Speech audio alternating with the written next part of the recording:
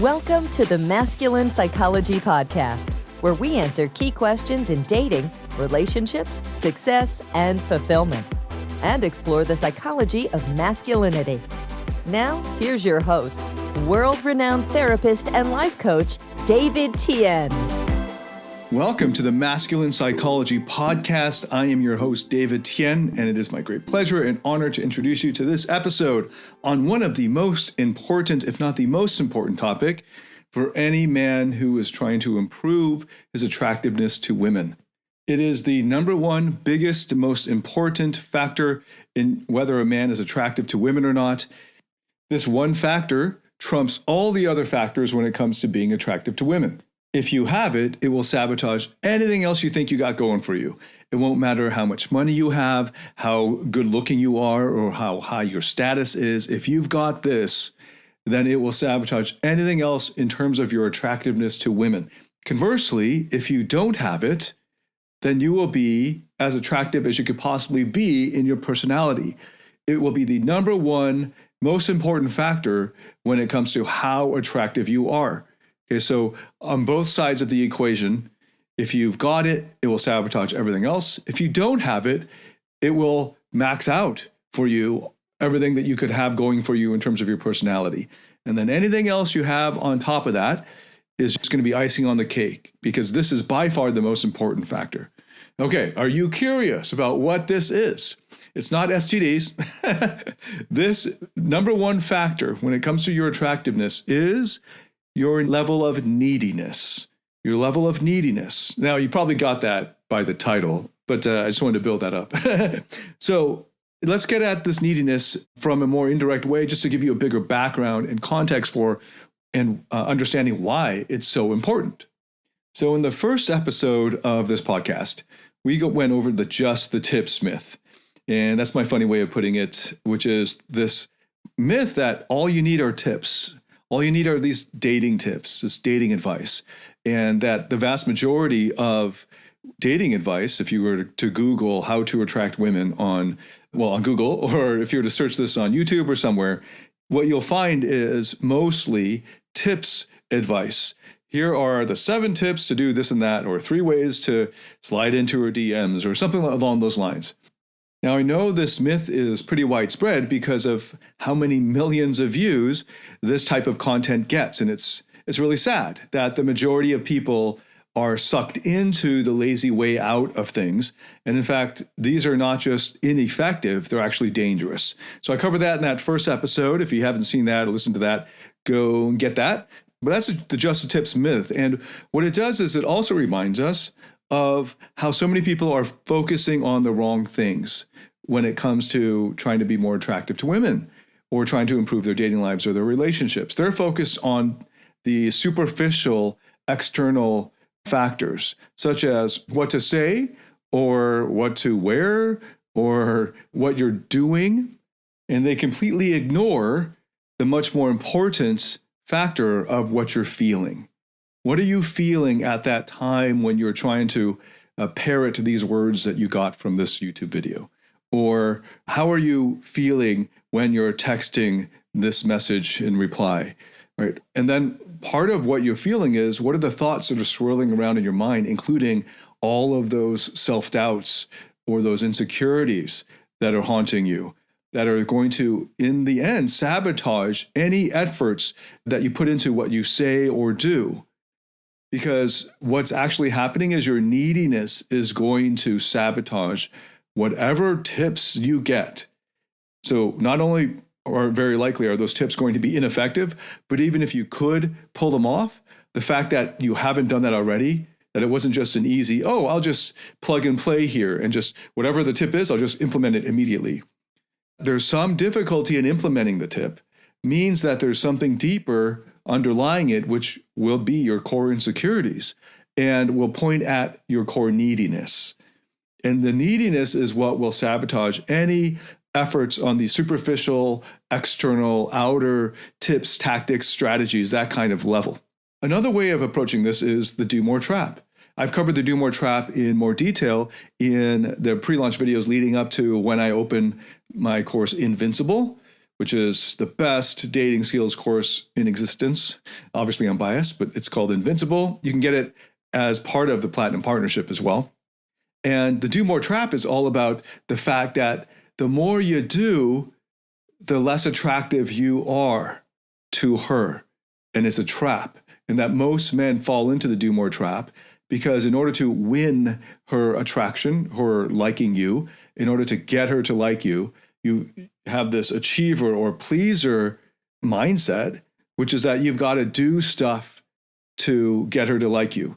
So with the context of the Just the Tips myth and the Do More Trap in mind, you understand just how pervasive neediness is among men. And that some guys are able to cover over their core neediness by hiding it using tactics or tips or strategies for a short period of time, by putting out a kind of false self or a persona, and in fact not then being able to form real connections because they're not being their true self. They're just connecting with women based on hiding this core insecurity or their core neediness that they have. So with that background in mind, I've got 3 points here that's going to get into what neediness actually is, why it's so destructive to your attractiveness, and finally, what you can do about it. Now, you might have heard women say that the most attractive thing in a man is his level of confidence. And what they're getting at is the same factor as the one we've been looking at in terms of neediness. Just that confidence is the positive spin or positive aspect of neediness in this context. So what do they mean by confidence? It's a specific type of confidence. It's confidence in himself. What sexually attracts women the most to men is his level of confidence, how sure he is that he can handle whatever challenge life throws at him. It's the confidence that no matter what happens, he'll be okay, that he'll be able to meet his own needs. In a 2020 study published in a Tier 1 scientific journal, I collaborated with researchers from the University of Michigan, the University of Southern California, and universities in Singapore, 5 research teams in total, and it involved testing the effectiveness of my dating skills training material on almost 250 women in 2 different continents. And what this 5-year study found was that just by watching my dating skills training courses, that it would increase a man's attractiveness or effectiveness, his results with women in dating scenarios, by 311% on average. So this is pretty powerful. And the study also showed that confidence, separate from social status or social dominance, was the most important factor leading to a man's greater romantic desirability and leading to a woman's desire for further contact with the man, with the subject, right? So social confidence was found to be more important as a factor leading to attractiveness than status or dominance. It's well known in the psychology research literature that social status is measured by wealth and access to resources, but a man's wealth and access to resources, or his perceived wealth and perceived access to resources, they're only incidentally tied to his attractiveness, because there are plenty of cases, and you probably know plenty, where a woman is sexually attracted to a man who is not wealthy and does not have access to abundant resources. And instead, the most important factor, as the studies have shown, of what sexually attracts women the most is his level of confidence, how sure he is that he can handle whatever challenges life throws at him. Conversely, the opposite of social confidence, neediness, is the greatest killer of attraction. The more needy a man is, the less attractive he is to women. Why? Because neediness conveys that he requires others to meet his needs for him, that he's unable to meet his own needs himself. The fact that neediness is the most important factor was something that was pointed out to me about a decade ago by my friend Mark Manson. So I got to credit him for that, just drawing attention to this overwhelmingly important factor of neediness. And what we're going to do here is dive deeper into what neediness is, give some examples, and what to do about it. So I'm sure that this is not the first time you've heard about how important neediness is to attractiveness. And there are plenty of pickup artists and red pill guys and internet dating gurus who teach about how to get rid of your neediness. And unfortunately, they don't understand the roots of neediness, the underlying reasons for neediness. And instead, they simply try to hide it or mitigate it or manage the symptoms of the neediness. And that leads to simply repression. So outward symptoms of the neediness that they're trying to repress or pretend like you don't have include, so here's some examples of how to know whether you're needy. You might spend hours memorizing or practicing pickup lines or routines or coming up with stories in order to impress women or avoid rejection. In the old pickup parlance, this was referred to as demonstrating higher value. Okay, so an obsession about demonstrating higher value is another symptom of neediness. But it's just spending a lot of time and effort into impressing women and avoiding rejection. That is a symptom of neediness. It's coming out of core insecurity. Here's another symptom of neediness: exaggerating or straight out lying to women in order to impress them. It also can be seen in this obsession with being alpha, which seems quite popular these days, especially among the bitter red pill group. Advice like trying to take up space or some other BS tactic, maybe that you learned on those alpha male internet websites, in a bid to appear more alpha or appear more dominant. Another symptom of neediness is calling her too many times in a row after she flakes or simply doesn't call you back, or you're afraid that she's ghosting you and now you're obsessed about checking your phone. So it might not just be calling her too many times. It could just be texting her really long texts in response to her short texts, or texting her many times in a row. It could just simply be racking your brain to come up with something clever to say. And this could be in person, or it could be trying to craft that perfect text response, desperately hoping it'll help her to like you more. It could even be simply trying to get a better body, make more money, drive a flashier car, rent a bigger house, or improve yourself through self-help courses in order to impress her or impress other people or win their approval, or even just to get revenge or generate their envy, or to simply get girls to like you more. And this is one of the reasons why self-help overall is pretty toxic, because it's driven by core insecurities. And instead of diving deep into the original sources of the core insecurities, instead, they actually just help you to repress that core insecurity more, the core neediness more, by trying to make you better, make you more perfect, in a bid to become worthy, to be good enough, to be enough. And so it's conditioning you in the same pleaser-achiever mode to go out and win her approval. And only when you are able to do that do you finally give yourself permission to love yourself and accept yourself fully. And this is just heaping on repression on top of pre-existing repression. So many of these symptoms that I've just listed out are exactly what many viral YouTube videos, Reddit posts, and social media posts recommend. But these attempts to hide or deny or suppress these symptoms of neediness actually make things worse by adding another layer of falsity and toxic repression. So that's the first point. What is neediness? Now getting into the second point of why neediness. Why is there this neediness? Where does it come from?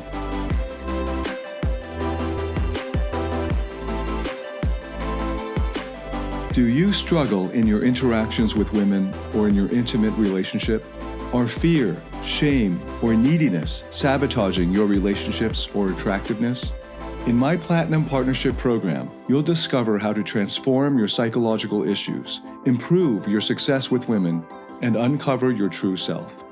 Get access to all my current and future online courses by applying for the Platinum Partnership today at davidetiennephd.com/platinum. So neediness is the result of unmet needs. Let me repeat that. Your neediness is the result of your unmet needs.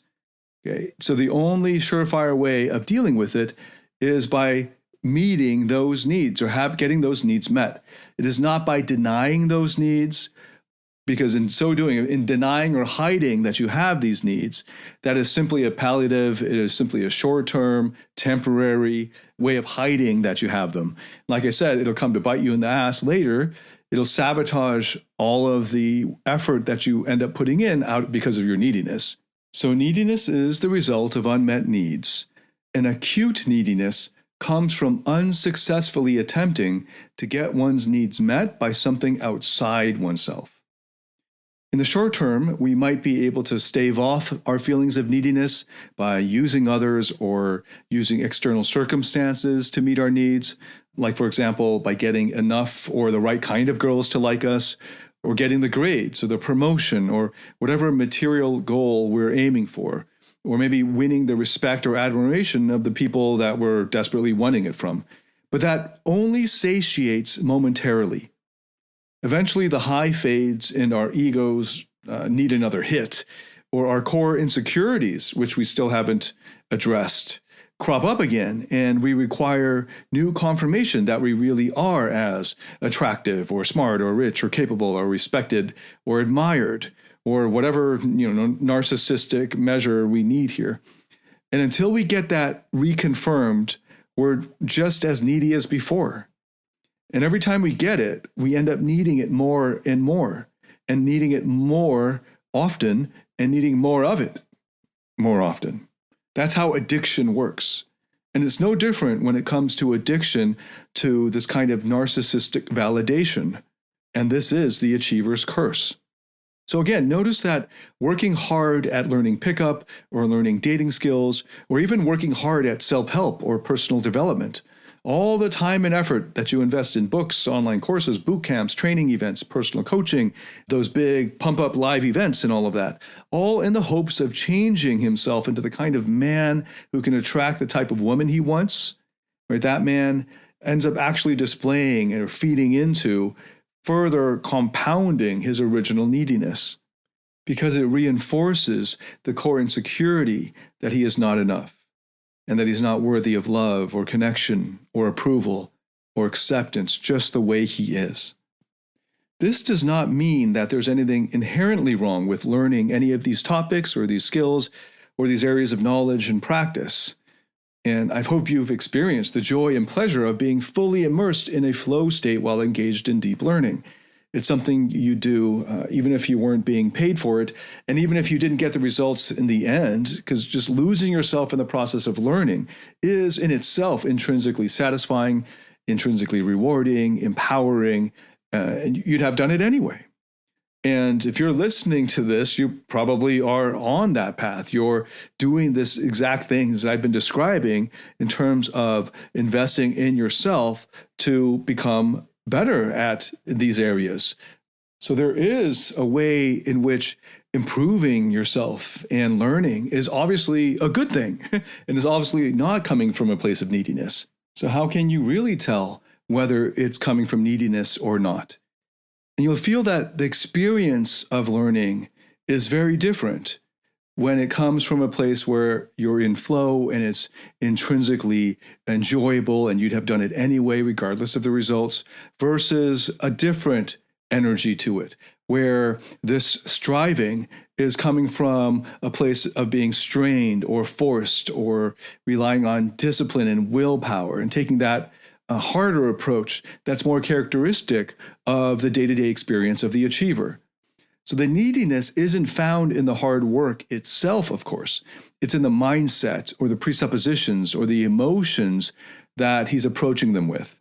That to some degree, he's ashamed of himself, that shy, awkward, stupid, fat, lazy, or whatever thing he's ashamed of, that he currently feels that he is, and wishes desperately that he could leave behind him forever, so that he could finally become his ideal, powerful self, a self that is his childhood comic book fantasies. I don't know, like a brave, suave, strong genius who is worthy, especially of the admiration, respect, and love of his fantasy woman. And unfortunately for him, the only women who cannot see through his narcissistic fantasy and the toxic shame propelling him to project it so anxiously with so much desperation are exactly those women who are similarly weighed down by their own toxic shame and working desperately hard in pursuit of their own narcissistic ideals. When we're unable to meet our own needs in ourselves, and others are not naturally meeting our needs for us, unlike when we were babies, then what happens is we develop coping strategies in a bid to get others to meet our needs for us. And there are three main coping strategies that we as children adopt and mostly unconsciously then carry from childhood into adulthood. And you might have heard me go over these before and just mention them here: the pleaser, of which the achiever, the joker, and the nice guy are variations. And then the rebel. And some achievers are rebels as well, not just achiever pleasers, but also achiever rebels. And then the third is the recluse or the recluse, the one who withdraws, the hermit. Those are the three main coping strategies. I'm going to be getting into these coping strategies and the different variations on these later in a different episode. But for now, I just want to point out that the way to resolve and cure, to overcome your neediness, isn't with further repression of trying to earn your way out of it, or to earn your way into hiding it, or to cover over it with tactics or techniques or implementing dating tips, or to try to pretend to be somebody else that you're not, trying to pretend to be not needy when in fact you're just in denial because you really are needy. So a common example is a guy who gets the advice of, don't text her within this amount of time. And the whole time he's feeling incredibly anxious and desperate and needy, and he keeps checking his phone. But because the dating tips say, don't text her for, whatever it is, 24 hours, then he's got that 24-hour clock ticking, and he's relying on that, and then he texts back. And then when he decides what to text, often he will then leak out his desperation and neediness. But imagine he copies and pastes from some other guy, right? And so that guy who he copied from isn't needy when he devised the text. So he sends across a text that on the surface of it is not needy, right? And so she feels like, oh, he's not needy. But in fact, that whole 24 hours or however long he was waiting, he was incredibly needy. So he hid his neediness by using these tactics. Well, guess what? Eventually, and pretty soon down the road, he's going to run out of copy and paste texts and copy and paste things to babble in when they meet in person, where he's parroting some other guy's lines or telling some story. And his increased heart rate, his anxious symptoms will come up and he'll blurt something out, or she'll just notice his heart rate or maybe his breathing is a little shallow, or that he's just not relaxed. He looks tense. And all of those are symptoms of the underlying neediness. And so many guys are just trying to, it's sort of like, instead of getting a real six-pack and dealing with the underlying issues of why, you're unhealthy, you just like tape over your stomach a picture of a six-pack. And, you can actually do a version of that online with your photos online. Maybe you put a fake photo that's not even you, as like a bait and switch on your Tinder profile. Or you could also just Photoshop your photos. And that's what guys are trying to do. They're Photoshopping their personalities by relying on tips and tactics and strategies that they got off some internet dating guru or whatever, instead of going to the underlying issues and actually looking at what's there and what's driving this anxiety, this nervousness around women that they like. And it's their core insecurities and their core neediness. And the only way in the long run, permanently, the only lasting solution to this is the therapeutic one. But all these other areas, these other places are giving you strategies of repression. They're teaching you how to be what you're not. They're trying to get you to cover over or hide your core insecurities by having you just mimic the words or behaviors of a man when he's not feeling needy. But in fact, if you're feeling needy, that'll just actually make things worse. That's adding more repression onto pre-existing repression, right? That's like Photoshopping your personality. And that's actually going to make things harder in the long run for you to be successful in a relationship, for you to find the right woman for you. And it will be especially hard for you to find peace and happiness and fulfillment for yourself, because you're adding more toxic shame onto pre-existing toxic shame, right? The message in your unconscious is actually that the way that you are isn't good enough, and it's so not good enough that you're going to have to go and borrow somebody else's personality to hide your true self. And in fact, that's not your true self. That shy, awkward, nervous you is not your true self. It's a part of you that has unmet needs. And only you, your higher self, can fully meet your needs in a reliable, consistent way over time. So the solution, the therapeutic solution, is to learn to meet your own needs. And that's what we'll be covering in the next episode. So hopefully you now understand what neediness is, why it's so all-pervasive and also so destructive to your happiness and to your attractiveness. And then you can hopefully now understand why all of those other dating tips, videos, and content out there is just adding more repression onto repression. And instead, the way to do it is to cure this or to overcome it or to resolve the issue, to heal and grow out of the neediness, isn't repression, obviously, but it's a therapeutic or series of therapeutic processes. Okay, so those are the 3 points we covered just now. It's super important that you've just learned this because, like I said, this is the number one factor in whether you're attractive to women and the number one factor in what will sabotage your attractiveness to women. So this is the single most important thing that you can learn now to get you started into understanding why the therapeutic process and the therapeutic processes are so important. Now, I made this discovery the hard way, in the sense of I actually got good at the tips, the tactics, the strategies and techniques and so on. And that actually made it harder for me to actually go down the therapeutic road later on. Because what I did was I got really good at techniques of repression. I got good at developing personas, which now I've developed them so fully that I've discovered they're full-on parts of me that are very valuable. And they were just trying their best to get our needs met. But they were doing it in dysfunctional ways that only became obvious later on because I was so good at covering over the toxic shame and the core insecurities that I didn't even notice them. That I was also even just tricking myself. And that's the case for a lot of guys who aren't yet ready for the message here in the Masculine Psychology podcast. To be at this point, you need to be epistemically humble enough to realize that you don't have all the answers and that all these other guys the obvious answers aren't the right way to go either. But that's why the default is there. And I totally get it. The default being, I don't really got a problem. I just need some tips. The just the tips myth. I totally bought into that for years. And then I needed another several years to heal and grow from all of those layers that have accreted, right? All those layers of repression on top of what I already had in my 20s and earlier. And then in my 30s, where I'm getting really good at pickup and dating and all that, required that I take on and develop these other personas. That actually made things worse because then I had to undo that as well and then get to know those parts as well and so forth. So you can skip all of that and just go straight to the therapeutic process. And that's better because you don't want to get stuck in years of creating these narcissistic cycles where you're hoping desperately that you can hide the core insecurities, the core neediness, that's not you anymore because, hey, look, I instituted these dating tips and they worked and I got women to like me. And when women like me, I feel good about myself.